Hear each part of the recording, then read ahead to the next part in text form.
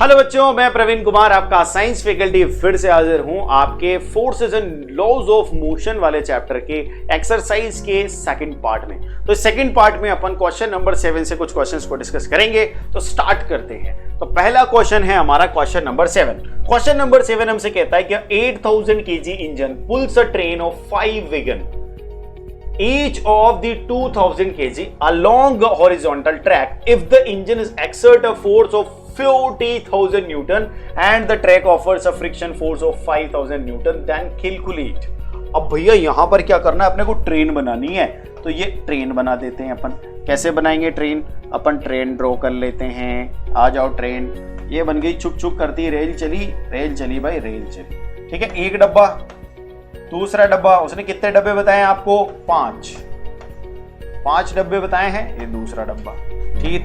ये हो जाएगा हमारा 4th डब्बा, ये हो जाएगा हमारा 5th डब्बा। ठीक है, कितने डब्बे हो गए? 5 वैगन की बोला उसने, तो 5 डब्बे हो गए और एक हो गया इंजन। छुक छुक करता इंजन आया। ये हो गया साहब, इंजन बना दिया अपन। ठीक है, वैगन नंबर 1, 2, 3, 4 एंड 5 और ये हो गया इंजन। कौन सा जन? इंजन। वो बोल रहा है कि ये 8000 kg का है। कितने केजी का? ये 8000 kg। और बाकी डब्बे कितने केजी के हैं? बाकी डब्बे 2000 kg का एक है। तो ये सारे मिलकर 2000 kg का एक है।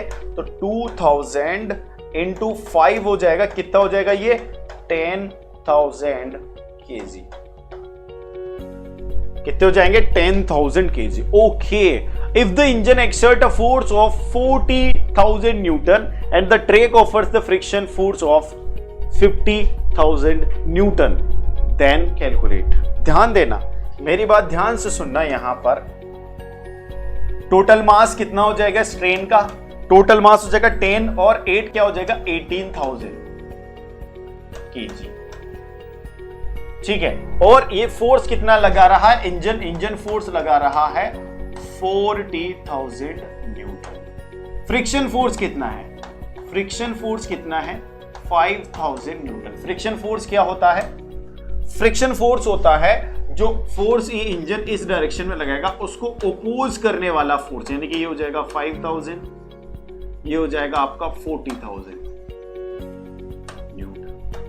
तो नेट फोर्स क्या हो जाएगा? आप यहां पर देख सकते हैं। तो नेट फोर्स आपके पास हो जाएगा, नेट फोर्स इस डायरेक्शन में 40 माइनस 5,000 कितना हो जाएगा? 40,000 minus 5,000, 35,000 Newton. Is it clear? अब क्या पूछा है आपसे? Net accelerating force. देखो ये हो जाएगा एक तो net accelerating force. Net force क्या हो जाएगा आपका? पहले का आंसर तो आ गया ये। दूसरा क्या पूछा था? Acceleration of the train. Second पूछा है आपसे एक्सेलरेशन ऑफ द ट्रेन क्या होता है? F net equal to mass into acceleration. तो मास इंटू एक्सेलरेशन, तो एक्सेलरेशन क्या हो जाएगा यहां पर? F net upon mass. F net कितना आ रहा है? 35,000 डिवाइडेड बाय मास कितना है इसका? इसका मास है 18,000 kg। कितना kg? 18,000 kg। तो ये 1000 से 1000 कट जाएगा। ये आ जाएगा आपका, ये 18 2 जा 36 होता है, 35 है, तो ये 0.9 समथिंग आएगा। आई डोंट एग्जैक्टली, यहां पर आप देख सकते हो 0.9, नहीं 2 टाइम्स आएगा ना, 2 टाइम्स नहीं आएगा, 1.9 लगभग मीटर पर सेकंड स्क्वायर आएगा। ठीक है, एग्जैक्ट वैल्यू नहीं है, ये अप्रोक्सीमेटली है, मीटर पर सेकंड स्क्वायर। क्लियर है? बहुत ही अच्छा क्वेश्चन था, बहुत ही अच्छे से आप लोगों ने इसको आंसर किया।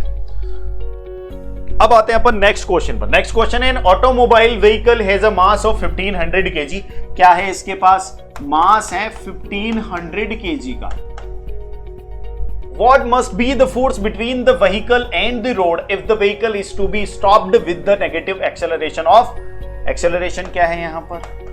-1.7 मीटर पर सेकेंड स्क्वायर, नेगेटिव एक्सेलरेशन। ठीक है, इतना तो मास है उसका। और what must be the force, force क्या होना चाहिए? जब उस व्हीकल के लिए क्या हो जाएगा, ये एक्सेलरेटिंग फोर्स। तो भैया मास इंटू एक्सेलरेशन होता है ना फोर्स, क्या होता है, मास इंटू एक्सेलरेशन। तो ये मास इंटू एक्सेलरेशन क्या हो जाएगा, क्या फोर्स होना चाहिए स्टॉप करने के लिए, यहां पर मास कर दो 1500 इंटू 1.7, क्या हो जाएगा ये 170 इंटू 15 कर दो, इसको ऐसे कर दो, ठीक है, सेम बात है। तो यहां से करोगे आप ये 0 7 15 जा 105 10 25, ये आएगा फोर्स आ जाएगा 2550 न्यूटन। Is it clear? आप इसको चेक कर सकते हैं, कैलकुलेट कर सकते हैं। अब अपन आते हैं अगले क्वेश्चन पर। अगला क्वेश्चन क्या है हमारा, what is the momentum of the object of mass m moving with the velocity v। अच्छा, तो मोमेंटम क्या होता है, मोमेंटम होता है मास इनटू वेलोसिटी। क्या होता है मोमेंटम, मास इनटू वेलोसिटी, यही होता है, ठीक है, इसी को बोलते हैं मोमेंटम। तो मोमेंटम क्या हो जाएगा, P is equal to mass की जगह m है और वेलोसिटी की जगह v है, तो P इंटू v, कहां पर सॉरी m इंटू v आ जाएगा, D will be your correct answer. अगले क्वेश्चन पर आ जाते हैं। अगला क्वेश्चन है, using a horizontal force of 200 newton, horizontal force है 200 न्यूटन का, we intend to move a wooden cabinet across the floor at the constant velocity. यहां पर ये जो कैबिनेट है, ये वुडन कैबिनेट है, ये फ्लोर है, दिस इज फ्लोर, ये तो फ्लोर हो गया, फ्लोर, ठीक है, और ये वुडन कैबिनेट, ठीक है, यहां पर मैं लिख देता हूं, ये वुडन कैबिनेट है, ये फ्लोर के ऊपर हमें ड्रैग कराना है, किससे, फोर्स लग रहा है एक हॉरिजॉन्टल 200 न्यूटन का, हॉरिजॉन्टली लग रहा है, ठीक है, विद कांस्टेंट वेलोसिटी। यहां पर क्या होना चाहिए, इसकी वेलोसिटी कांस्टेंट होनी चाहिए, मेरी बात ध्यान से सुनना। What is the friction force that would be exerted on the cabinet? अगर वेलोसिटी कांस्टेंट है, मेरी बात ध्यान से सुनना, तो एक्सेलरेशन क्या है,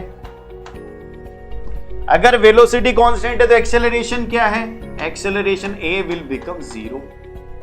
वेलोसिटी कांस्टेंट है तो एक्सेलरेशन पर rate of change of velocity होता है, तो वेलोसिटी में कोई चेंज हो ही नहीं रहा है, तो 0 हो जाएगी रेट 0। अब मैं यहां पर नेट फोर्स करने की बात करूं तो नेट फोर्स क्या होता है, मास इंटू एक्सेलरेशन। मास क्या है, कुछ भी हो, मास चाहे कुछ भी हो, यही लिख रहा है वो, मास चाहे कुछ भी हो, यहां पर नेट फोर्स क्या आ रहा है, ये आ रहा है 0, तो नेट फोर्स भी क्या हो जाएगा आपका 0। अब अगर नेट फोर्स 0 है, मेरी बात ध्यान से सुनना, 200 न्यूटन का फोर्स इधर लग रहा है और इसको रोकने के लिए इधर क्या लग रहा होगा, एक फ्रिक्शन फोर्स लग रहा होगा, तो इस पर नेट फोर्स हम कैसे लिखेंगे, नेट फोर्स लिखेंगे F minus FF is equal to 0, यानी कि फ्रिक्शन फोर्स किसके इक्वल आ जाएगा, जो फोर्स अप्लाई हो रहा है, तो फ्रिक्शन फोर्स भी क्या हो जाएगा, फ्रिक्शन फोर्स भी हो जाएगा 200 न्यूटन का। कितना फोर्स लगना चाहिए, 200 न्यूटन का फ्रिक्शन फोर्स लगना चाहिए, जब जाकर ये किससे, कांस्टेंट वेलोसिटी से मूव करेगा। Is it clear? Okay, question number 11 पर आ जाते हैं। क्वेश्चन नंबर 11 है, two objects each of mass 1.5 kg are moving in the same straight line but in the opposite direction. ठीक है, ईच का मास क्या है, यहां पर ऑब्जेक्ट से मान लो ये ऑब्जेक्ट ये है, एक ऑब्जेक्ट है m जो किधर चल रहा है, इस डायरेक्शन में चल रहा है, ये मान लो इसका मास है 1.5 kg। ठीक है, moving in the same straight line but in opposite direction. ठीक है, दोनों एक ही स्ट्रेट लाइन में चल रहे हैं लेकिन दोनों ऑपोजिट डायरेक्शन में चल रहे हैं। मास दोनों का सेम है, इसका भी 1.5 kg है, ठीक है, और सेम डायरेक्शन में इधर चल रहे हैं। The velocity of each object is also same, और इन दोनों की जो वेलोसिटी है ये ऑपोजिट डायरेक्शन में है। इसकी भी क्या है, 2.5 मीटर पर सेकेंड स्क्वायर है और इसकी भी 2.5 मीटर पर सेकेंड स्क्वायर है। Before the collision during which they stick together, और यहां पर कोलिजन के बाद क्या हो जाते हैं, एक दूसरे से स्टिक हो जाते हैं। What will be the velocity of the combination. अगर ये दोनों एक दूसरे से स्टिक हो जाते हैं तो स्टिक होकर क्या बनाएंगे, बड़ा मास बनाएंगे। एक बड़ा मास का मतलब होगा ये टोटल m 1.5 प्लस 1.5 क्या हो जाएगा, ये 3 kg हो जाएगा। कितना kg? 3 kg, यानी टोटल मास हो जाएगा 3 kg।